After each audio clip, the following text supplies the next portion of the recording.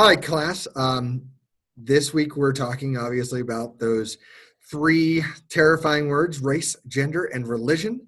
And why would we even talk about those in nonprofit management course at all? And to help me talk about that today, I've invited Dr. Nichols here from the University. Is it Kent University? Kent State? What's the Kent official? State University. Kent State Kent University. State University. And she's been doing some very interesting work on the Flint water crisis. So I first wanted to ask, how did you get involved in the Flint water crisis and researching that? Right. So when I was doing my dissertation research, maybe I'll even back up a little bit. So my field is interdisciplinary. So my PhD is actually in public affairs with an emphasis in community development. And my master's degree was in public administration with an emphasis in nonprofit management. But I also took a lot of courses in social work. I originally wanted to do a dual master's. So it kind of gives you a little bit of a sense of how I ask questions and the literatures I look to, and why I wound up doing what I'm doing. So while I was doing my dissertation research, I was looking at how state interventions impact local communities. And what I was interested in was when a state intervenes in a local community, specifically looking at Flint, how does the removal of local elected officials and the change in participatory mechanisms impact the way that people respond to local government? What happened is that while I was doing my first round of field work in Flint, so that I could understand this policy, understand how people were responding, really try to understand why some groups were talking about how this was a really good thing and other groups were talking about how this was the end of democracy. I was there in 2015. And while I was doing my field work, people were talking about the water. It was a constant topic that came up in my interviews. And I would always joke, and I kind of feel awful about it now, that water would become an entire chapter, right, in my forthcoming work. And it is now. It actually filters through everything that I talk about and has its own standalone chapter in my forthcoming book. But what happened is I was there. I did, in fact, drink the water. I totally bought into what local government officials were saying, hook, line, and sinker. I boiled the water. I followed boil water advisories. But I definitely listened to local community members about their concerns, but I still continued to listen to local elected officials. So when I left in September 2015, and around that same time, all of a sudden, people like Mark Edwards and Dr. Atisha were starting to report that, in fact, they were finding elevated levels of lead in the water in Flint. So I finished my dissertation with only a little bit of analysis on the water crisis as it continued to unfold after I left and after I was doing my analyses. But I went back to Flint in 2017 to do follow-up field work and more interviews. And a significant portion of that field work focused on the relationship of the municipal takeover, what I call the municipal takeover, to the Flint water crisis. So that gets you to how I wound up doing research on the Flint water crisis. And as we talk about the paper, why I frame it in the way that I do. So the emergency manager was assigned by the governor when the city went bankrupt, essentially. Right, it was the way that the policy is designed is to avoid bankruptcy, right? So it's kind of this ostensibly designed to keep the local government out of bankruptcy. So it's when a local government basically is facing a structural deficit. They don't have enough revenue coming in to address or to pay for the needs they have, whether that's through pensions or just maintaining streets or sewer, water. And so this is one mechanism for the state to intervene and what is intended to provide technical support to the local government to address those budgetary needs. How did that affect the nonprofits that were on the ground at the time? Right. So I look at how there was really, I look at the variation in different responses, right? So I identified in my research that there were community members who were fundamentally opposed to this policy and its implementation. They mobilized at the grassroots and built a coalition of organizations in the nonprofit sector, primarily advocacy organizations, grassroots organizations, neighborhood associations, to resist and respond to the policy. There's another group of community members, oftentimes linked with kind of mid-level organizations, both in the business sector and the nonprofit sector, especially social service sector, that were already quite aware of the local government's financial condition, and they were quite ambivalent initially to the takeover. Right, they knew that something needed to happen, but they were concerned about the possible impact. Right, so there's that community that is. Okay. Can you hear me? Yeah. Oh, yeah. I was looking at the screen to make sure you weren't freezing on the recording. Okay. But we're with mine you. says that mine has a pop-up message. So that group of people was really back and forth. And then there was a group of community members and kind of organizationally affiliated people with what I came to identify as high-capacity nonprofit organizations.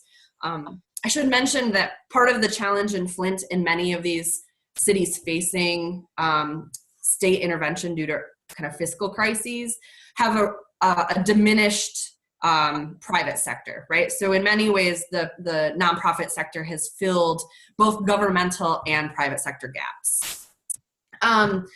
So these organizations really benefited. These were development corporations, local private foundations, in many respects, universities, and they became highly involved and actually, in many instances, were tapped in advisory capacities to the emergency manager.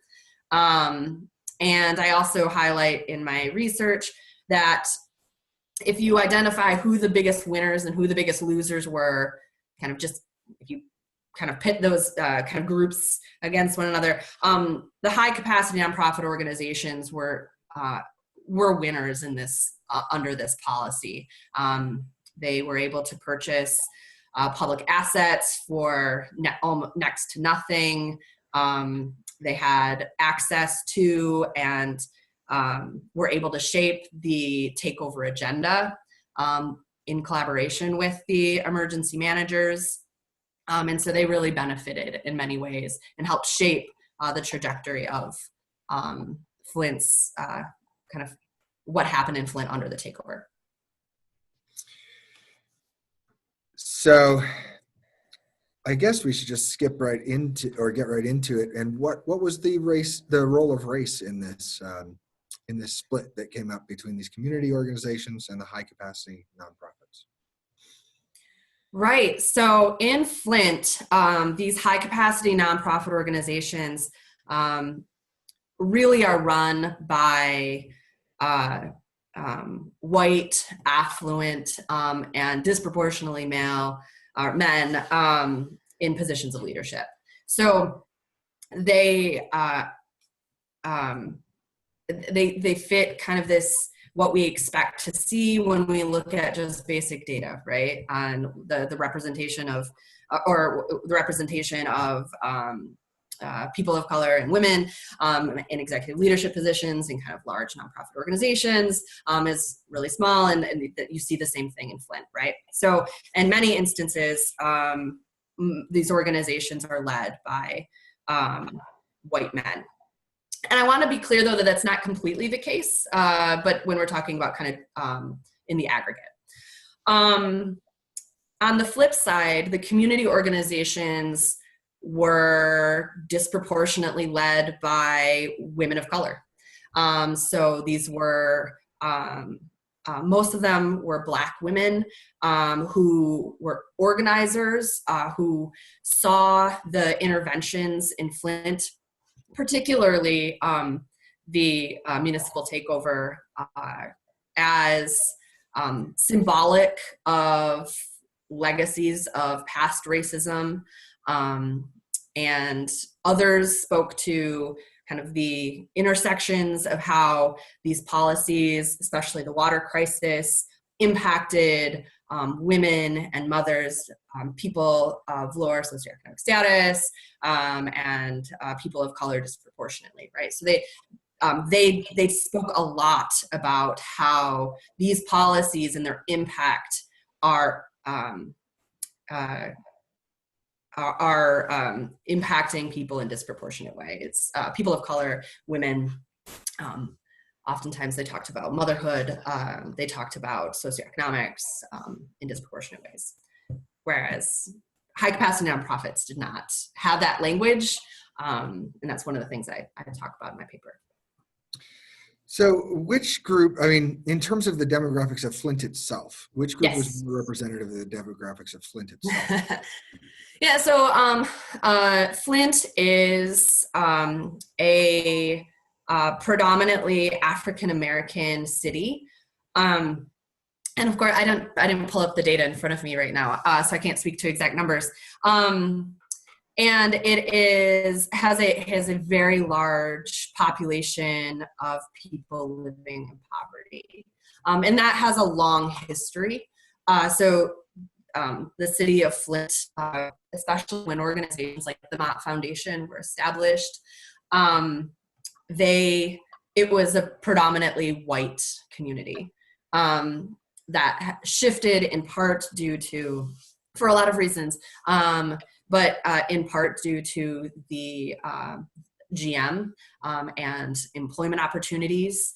And when, as GM left, as Flint followed a lot of the same patterns of a lot of Rust Belt cities with white flight. You saw the city increasingly becoming more African American, and especially as GM and other employment opportunities, including local government opportunities, right? So in addition to GM cutting employment, that you also saw the same patterns happening with local government, right? So these places where African Americans within the community were employed, you saw job loss. And so you also kind of see the shift to an increasingly poor and African American community over decades. And this seems like a place where nonprofits would step in to fill an important role to fill that void. Absolutely. So the nonprofit sector in Flint is quite robust, right? So it has a lot of social service organizations. It has a pretty well-established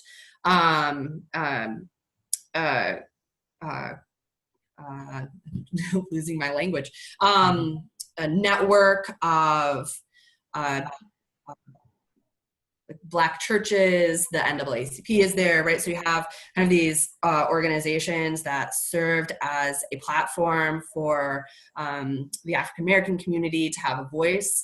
You see a large number of educational institutions even. So Kettering University is there, the University of Michigan is there, Michigan State University is there. So you have You have Mott Community College, right? So you have a lot of anchor institutions that are also there and see themselves in some ways as stabilizing the community through their roles. And so, yes, the nonprofit community is very well established in Flint. So, how now your paper goes into how this difference in, I mean, just to oversimplify, right? The fact that white men are controlling these high capacity nonprofits, and the fact that these grassroots organizations are more often controlled and run by women of color. So there seems to be some differences in how these two groups approached the Flint water crisis. And I wonder if you could talk about that. Yeah, so I was really interested after being in Flint and observing kind of how these organizations really talked about one another. So I would hear things in interviews about, you know, these people that just don't get it. I mean, I had one interview with someone who works in a high capacity nonprofit, referred to the organizers as stupid, right? And so I was really interested in really what was happening. Why number one, I look at, you know, kind of these divisive politics, and I talk about how the policy helps to escalate those divisive politics. But really wanted to, in this paper, look at, well, what's, you know, empirically, how are they talking about these things differently? How are they talking about the water crisis in particular differently? In part, I argue that they're talking about it differently because of their positions of power within the city, as well as how that is shaped by kind of race and gender dynamics, right?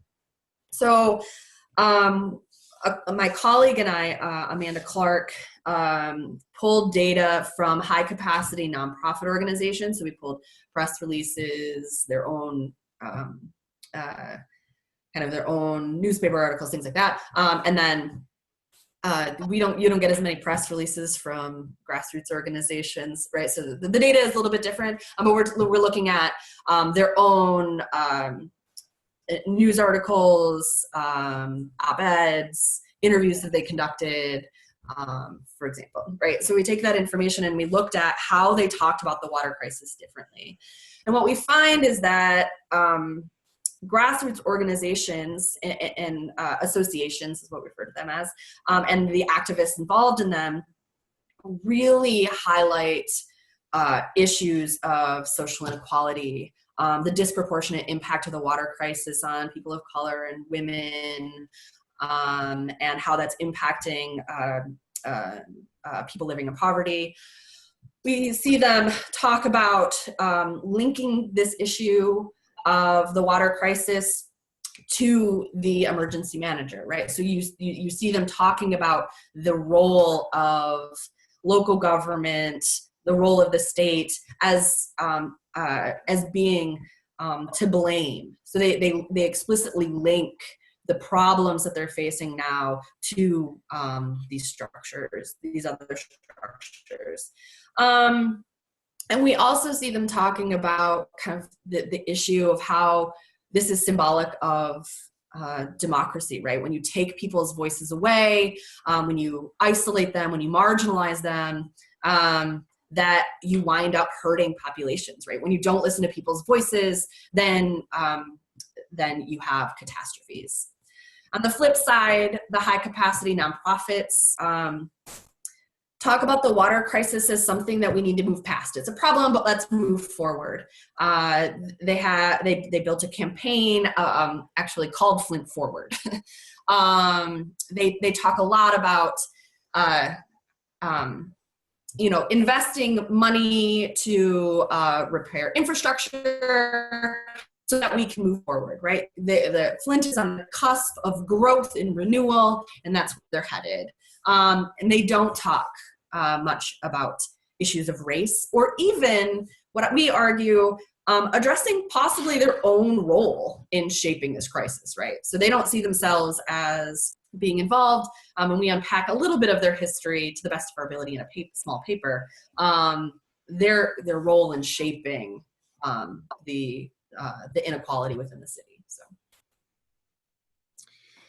So, how would the grassroots organizations respond to this idea of needing to move forward, which on its face seems like a really good response, right? So, what were the grassroots organizations that are again dominated by women of color? Why are they in particular interested in looking at root causes instead of moving forward and trying to get over this situation? Right. So, based on my own understanding and working with these people, some of the people that are kind of highlighted here, but in terms of my own interpretation of what they're saying as well, is that just moving forward is insufficient, right? So this crisis is not just about lead in their water, right? So that's what has triggered international attention. That's what's gotten people to pay attention to what's happening. But they see this as a the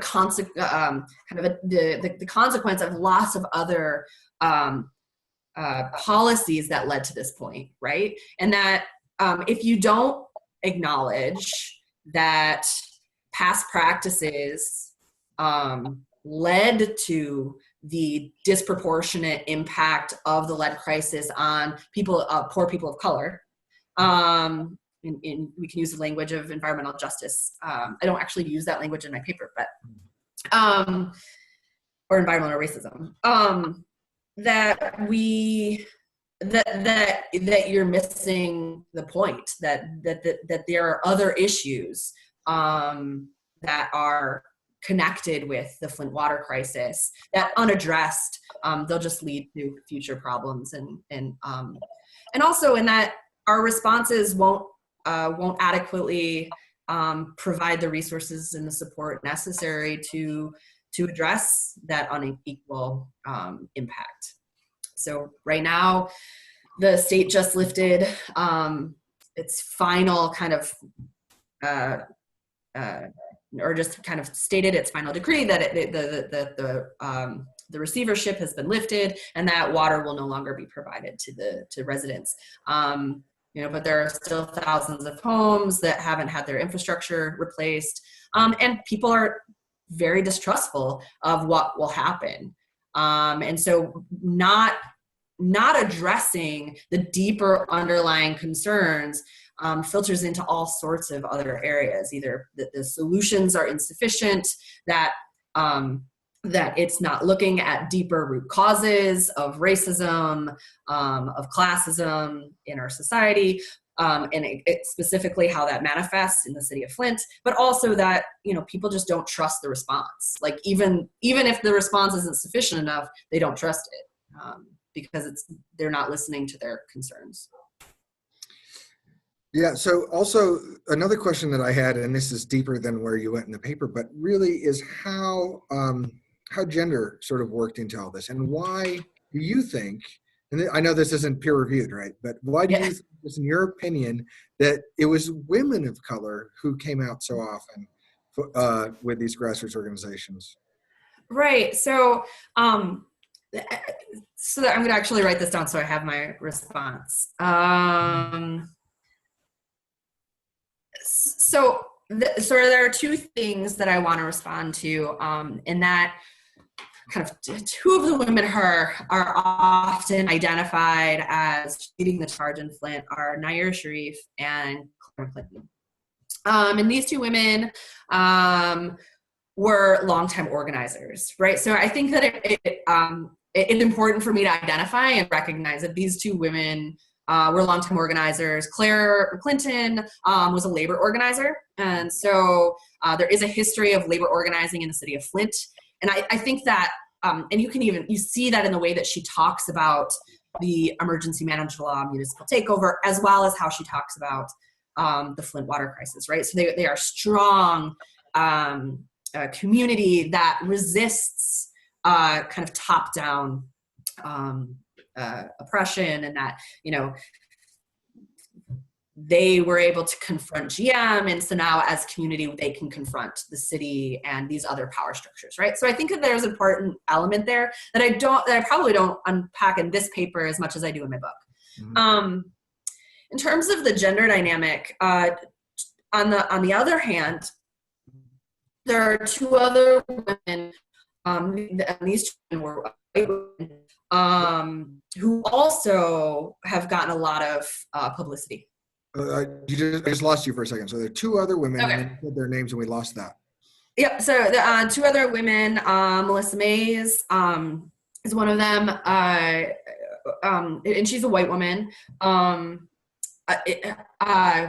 They got a lot of press because they were some of the initial people to identify that the water crisis was affecting their children. Mm-hmm. And so there's this, that it became, and what I find particularly interesting was the ways in which white women and women of color who had been organizers in other areas built coalitions around how this was affecting their lives in different ways. And the ways that they shaped their framing of the problem that identified the roles of and identities around motherhood, around race, around gender, around kind of their responsiveness as a community. That was both a way of creating solidarity among community, but also was reflective and intentional in identifying different power relations, right? So that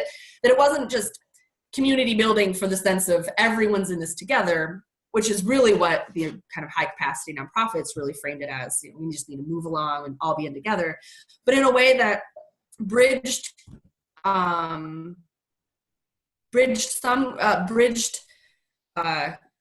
community through solidarity work that was intentional in identifying these different identities, right? Does that help? Yeah, absolutely. I don't know if that made sense. No, I think it does. I think it does by this unifying factor of Caritas, really, right? Mm-hmm. Which all nonprofits are supposed to be doing. Mm-hmm. I think that's a good answer. So last, I just wanted to ask about, and this is not in your paper at all, but you were there and on the ground. And so I wondered what sort of role religious nonprofits played in all this, and where they were both high capacity and more grassroots relations. So there is the faith community in Flint is very powerful. And the faith community, especially within the African American community, is very powerful. I wish I had my quote pulled up. So I have this great quote in my book that talks about how really the Black church, much like in the civil rights era, that you see and talk about in the civil rights era, really was a center of political power in Flint. And so you see that here as well. One of the things that I found really interesting is that those organizations, and three of them in particular, so not explicitly faith-based, but the NAACP, a group called Concerned Pastors for Social Action, which is a PICO-affiliated group, and then Flint Area Congregations Together, which is not explicitly a Black organization, but it is disproportionately represented by a lot of Black leadership within the Flint faith community. So there's kind of these three organizations, and one of the things I found interesting when I was doing my interviews, when the emergency manager was first put in place, these organizations were not initially resistant, right? And some of the initial organizers, Claire McClinton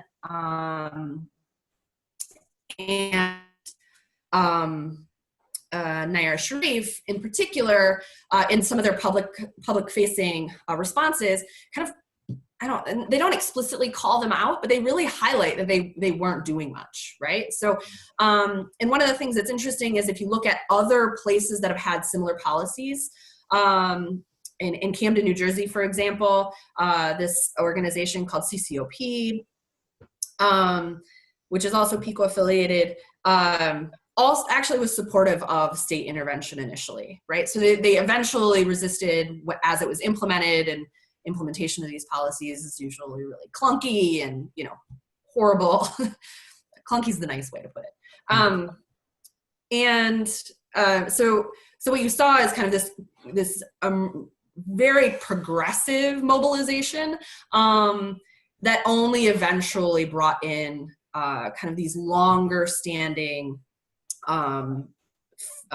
institutions that really were already they were definitely marginalized within the power structure, but they had kind of their own long-standing political role within Flint. And that was really where kind of political power within the African American community in Flint was really kind of situated. And so what you find, though, however, is that once the water crisis hits, they are very, very active in mobilizing and providing support and building community coalitions with these community grassroots organizations and responding. Their role has been very contentious. I don't talk about this in this paper at all, but over time, their role has been very contentious in that and then there's now been a lot of splits and divisions among community around the issue, especially around the role of this organization called Concerned Pastors for Social Action, and their influence and whether or not they could have done more. So.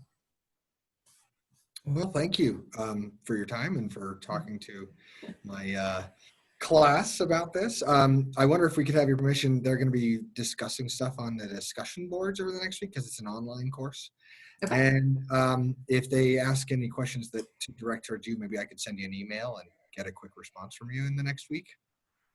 Yeah, I'd be happy to. I hope I answered things in a clear and concise manner. Concise might not have been it, but in a clear manner. Well, I think so. They're reading a lot of stuff from like the Insight, the revolution will not be funded, about the civil rights movement and about the indigenous rights movement, and they're reading some things like Demento's piece about how there's not a lot of women in leadership roles in nonprofits and some other. So there have some context that I hope they bring into this, and I think with that this was very helpful. So thank you very much for your time. Excellent. I love the Insight book, so yeah, it's a great read.